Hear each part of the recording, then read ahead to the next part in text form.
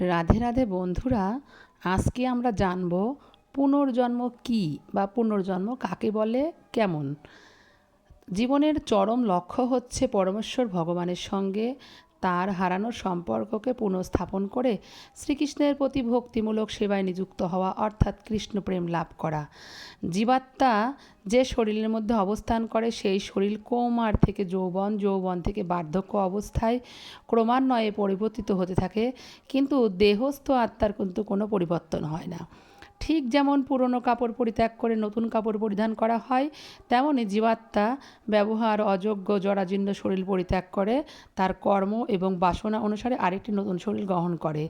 আত্মার এই নতুন শরীর ধারণ করাকেই বলে পুনর্জন্ম। পুনর্জন্ম হলে মানুষ তার কর্মফল কিন্তু তার সঙ্গেই যায় এবং মন, বুদ্ধি, অহংকার নিয়ে নতুন দেহ ধারণ করে এবং সেখানে সেই রূপ আচরণ করে এবং পূর্ব কর্মফল এবং বর্তমান কর্মফল যোগে তার ভাগ্য নির্ধারণ হয়।